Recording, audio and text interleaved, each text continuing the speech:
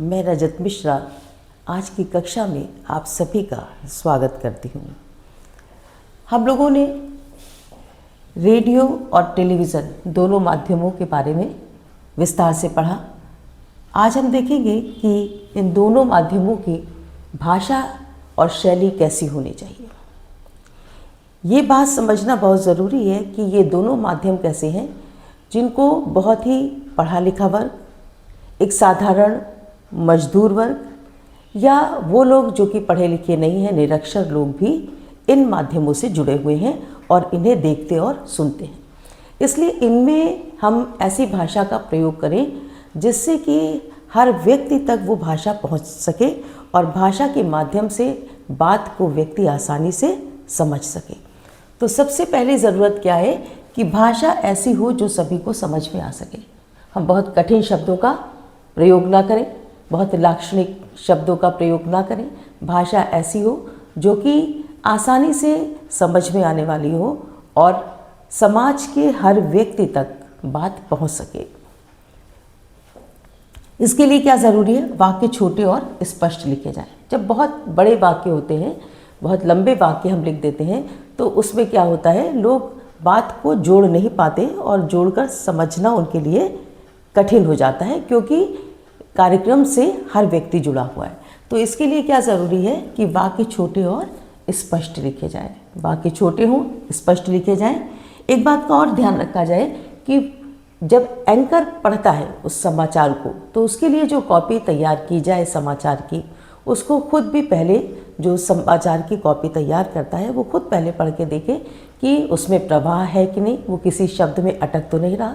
तो अगर ऐसे शब्दों का कहीं प्रयोग हो जो कि बहुत जटिल हो या कठिन हो तो उनको हटा दिया जाए। निम्नलिखित, अधोलिखित, उपरोक्त, क्रमांक जैसे शब्दों का प्रयोग ना किया जाए।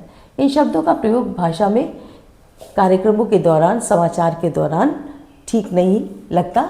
तो ऐसे शब्द रेडियो और टेलीविज़न की भाषा शैली में जब समाचार तैयार किए जाएं तो उसमें प्रयोग ना किया जाए। द्वारा शब्द भी बहुत कभी कभी भ्रामक प्रयोग होता लगता है कि उसके द्वारा ऐसा किया गया, इसकी जगह उसने या उसके शब्द का प्रयोग किया जाए। तथा, एवं, अथवा, किंतु, परंतु, यथा जैसे शब्दों के प्रयोग से भी बचना चाहिए। तथा, एवं, अथवा, किंतु, परंतु, यथा, क्योंकि ये सुनने में भाषा, जब समाचार पढ़ रहे होते हैं एंकर, तो ये भाषा में प्रयोग शब्द सुनने में उतने ठीक नहीं लगते।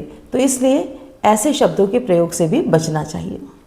सामासिक शब्द, यानी जब हम कई शब्दों को जोड़कर एक नया शब्द बना लेते हैं तो वो शब्द क्या हो जाता है, जटिल होने के साथ साथ समझने में भी कठिनाई पैदा करता है। ऐसे शब्दों के प्रयोग से भी बचना चाहिए। बहुत तत्सम शब्द, बहुत ज़्यादा शुद्ध शब्द हो जाता है तो बहुत ही प्रबुद्ध वर्ग होगा, पढ़ा लिखा वर्ग होगा, वो तो समझ लेगा।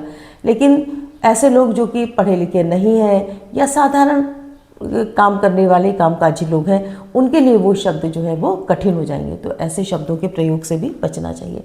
विशेषण बहुत अधिक हम लगा देंगे, भाषा में बहुत ज़्यादा लाक्षणिक प्रयोग कर देंगे तो भी लोग भाषा को समझ नहीं पाएंगे, क्योंकि हमारा उद्देश्य क्या है, समाचारों को लोगों तक पहुंचाना। तो अगर हम भाषा ही इतनी कठिन कर देंगे कि लोग उसको ना समझ पाएँ तो फिर उनके लिए वो कार्यक्रम ही बेकार हो जाएगा, व्यर्थ हो जाएगा। तो हम बहुत ही कठिन भाषा के प्रयोग से बराबर बचना चाहिए। जैसे देखिए, ये शब्द है स्थानांतरण है।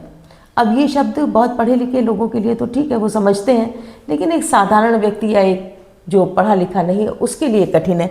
तो अगर हम उसकी जगह तबादला शब्द का प्रयोग करेंगे तो वो तुरंत समझ लेगा। तो ऐसे शब्दों का, या क्रय विक्रय की जगह हम खरीद बिक्री का प्रयोग करेंगे तो वो तुरंत समझ लेगा। आप जैसे पंक्ति है, उसकी जगह पंक्ति में खड़े हो जाइए की जगह अगर आप कहेंगे कतार में खड़े हो जाइए, या लाइन शब्द का भी प्रयोग बहुत व्यवहारिक है, आप कहेंगे तो वो शीघ्रता से समझ लेगा। तो इस तरीके की भाषा का प्रयोग रेडियो और टेलीविज़न के समाचारों में करना चाहिए जो कि सभी को आसानी से समझ में आ सके, क्योंकि वो समाचार कौन देख रहा है, केवल एक पढ़ा लिखा वर्ग ही नहीं, बल्कि इसको साधारण मजदूर वर्ग या वो लोग जो कि निरक्षर हैं और वो भाषा के उतने कठिन प्रयोग को नहीं जानते हैं, वो भी उस कार्यक्रम को देख रहे हैं। तो हम उद्देश्य क्या होता है, उन तक बात को पहुंचाना। तो बात कब पहुंचेगी, जबकि वो सरल भाषा में होगी। तो रेडियो और टेलीविज़न में समाचार इसी तरह से लिखे जाने चाहिए जिसको एंकर आसानी से पढ़ सके, उसको पढ़ते समय प्रवाह उसका ना टूटे, उसमें तारतम्यता बनी रहे, और ऐसे शब्द जो कि कठिनाई से समझ में आने वाले हैं उनके प्रयोग से बचा जाए। तो ये भी प्रश्न कई बार पेपर में पूछा जाता है कि रेडियो और टेलीविज़न के समाचार की भाषा शैली क्या होनी चाहिए। तो इस प्रश्न को भी आप अच्छी तरीके से तैयार करें और चैनल को सब्सक्राइब करें।